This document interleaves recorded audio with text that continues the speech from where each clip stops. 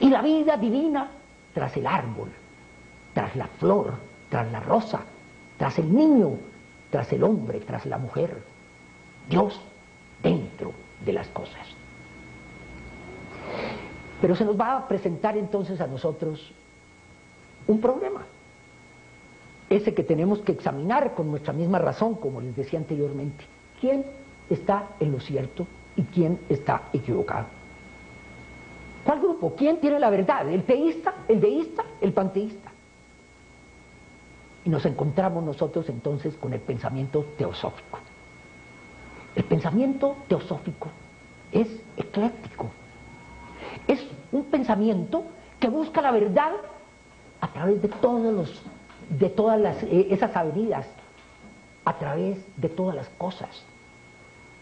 Y al encontrar esa verdad, nos da un panorama integral.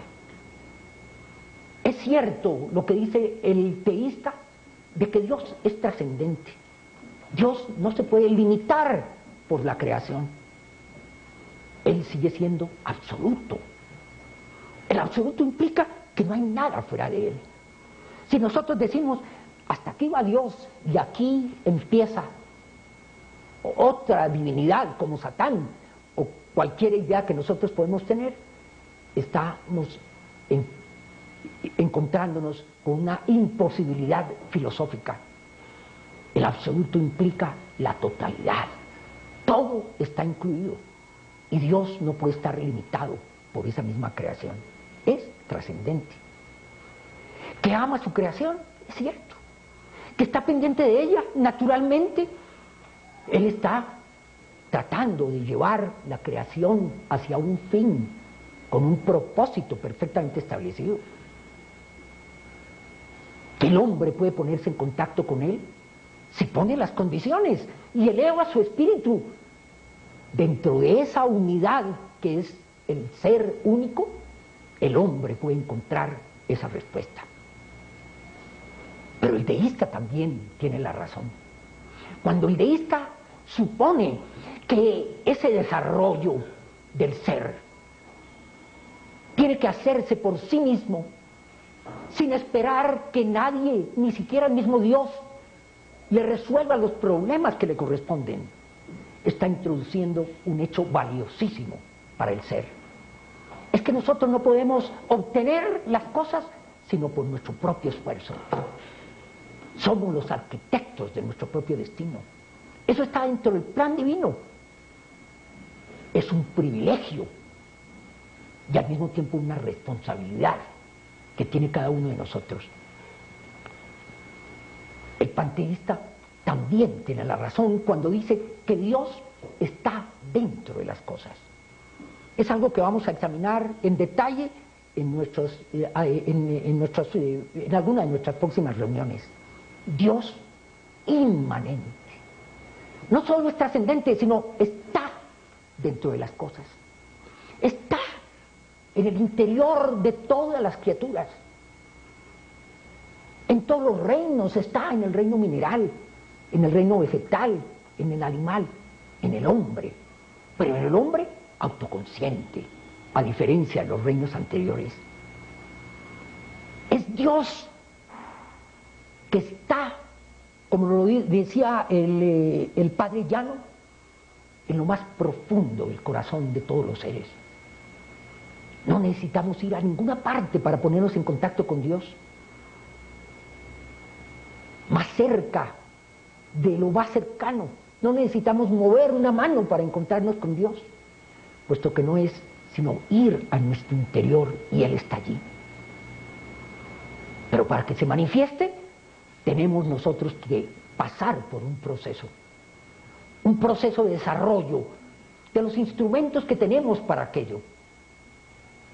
Y al mismo tiempo tenemos nosotros que alimentar esa naturaleza espiritual para que se manifieste. Hemos puesto infinidad de escollos para esa manifestación, puesto que estamos dentro de un proceso evolutivo y así es naturalmente. Pero tiene que llegar un momento, posiblemente cuando llegamos a la sociedad teosófica, en que nos demos cuenta de esa responsabilidad y de esa posibilidad, y que tratemos de poner en acción ese principio de los griegos: conócete a ti mismo, que no es solamente conocer cuál es la anatomía del cuerpo humano, sino conocer al ser integralmente y esencialmente esa naturaleza espiritual. El padre Llano, vuelvo a él, en otra de sus columnas escribió lo siguiente: ahora bien, Dios existe. El universo revela, descorre el velo, su ser presente pero oculto e interior en cada cosa, persona y acción. Oculto e interior en cada cosa, persona y acción. El hombre, usted, su cónyuge, sus hijos, es la imagen más perfecta de Dios. Todo ser humano, en cuanto le es posible al ser humano, es doble de Dios. Dios se encuentra de cuerpo entero, aquí habría que decir de espíritu entero, en cada ser humano. Es omnipresente, no está limitado por el tiempo ni el espacio. A nuestros sentidos y aún a nuestra inteligencia se les antoja que Dios no existe porque no entra directamente en sus dominios, pero se encuentra en la base, como fundamento de las casas y edificios que habitamos. Vemos que individuos como el padre Llano han llegado ya a la idea que está presentando y que ha presentado la teosofía del Dios dentro de nosotros, Dios dentro de las cosas. Este pensamiento teosófico de la inmanencia de Dios es fundamental, y a través de él vamos a hacer todo nuestro desarrollo en nuestro curso, puesto que el Dios que necesitamos conocer esencialmente, desarrollar, poner en actividad para lograr ser parte de ese final dichoso establecido por el propósito divino, ese Dios está en lo más profundo, en la base de nuestro ser.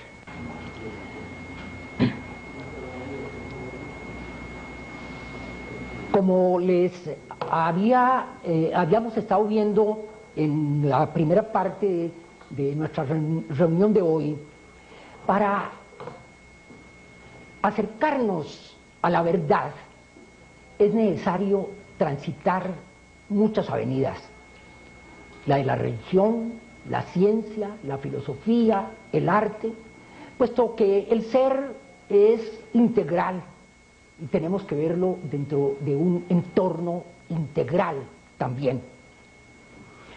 Vamos a empezar nuestro estudio de esta segunda parte con el apoyo de ciertos conocimientos que nos da la ciencia. La señora Blavatsky estableció en su libro La Doctrina Secreta, en el siglo pasado, muchos postulados para estudio del hombre que no podían ser demostrados en su época.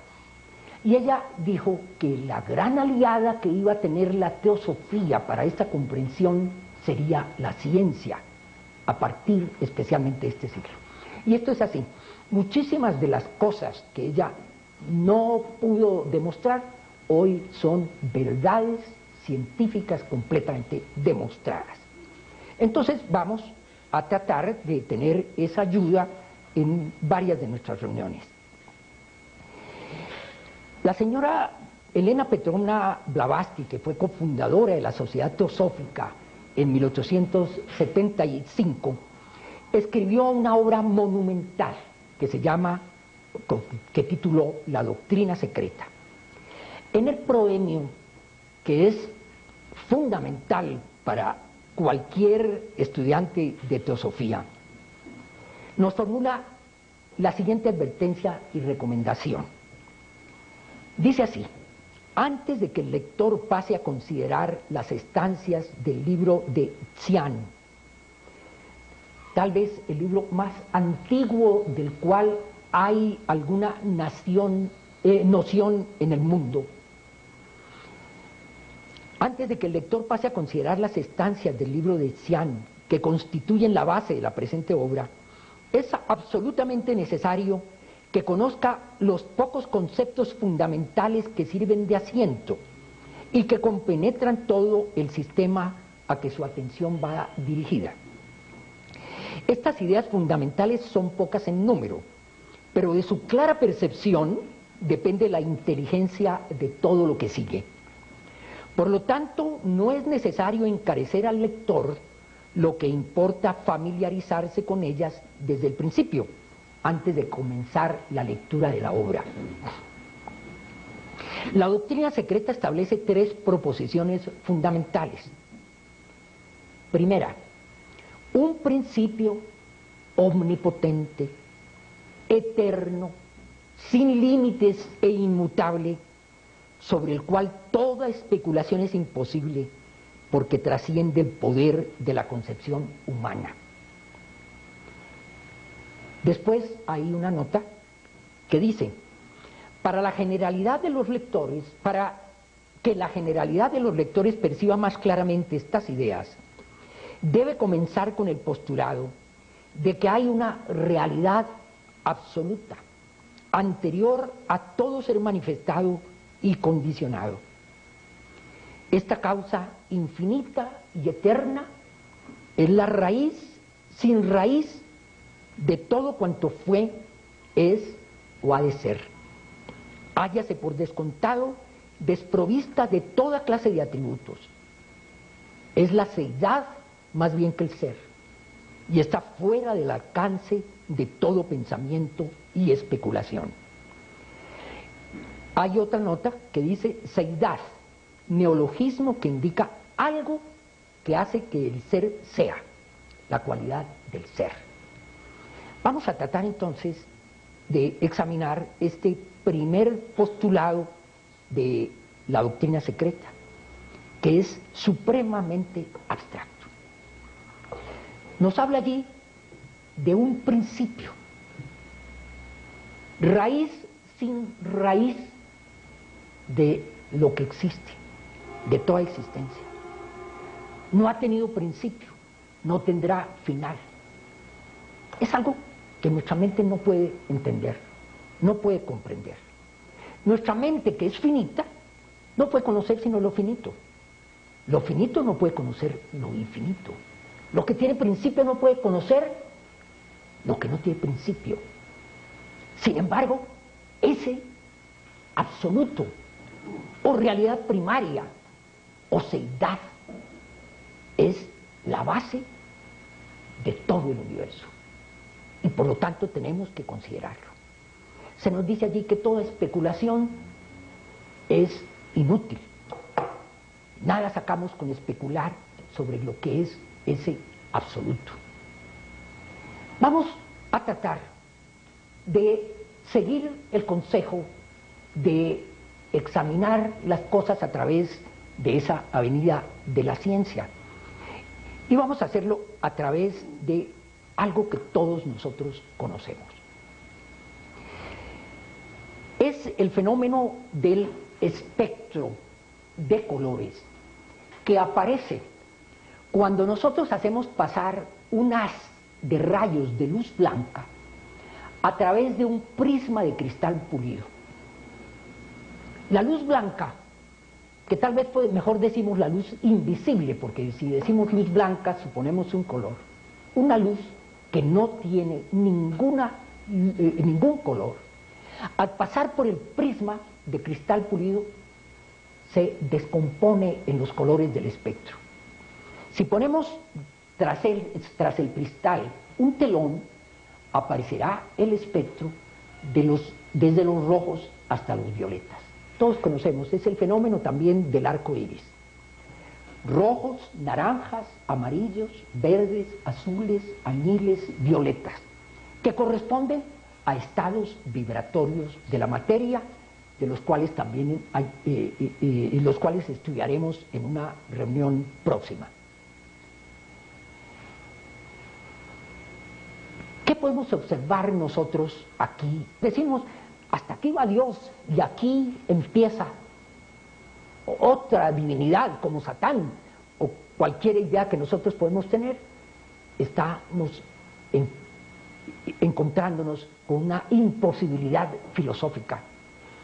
El razonamiento teosófico es ecléctico, es un pensamiento que busca la verdad a través de todas esas avenidas, a través de todas las cosas.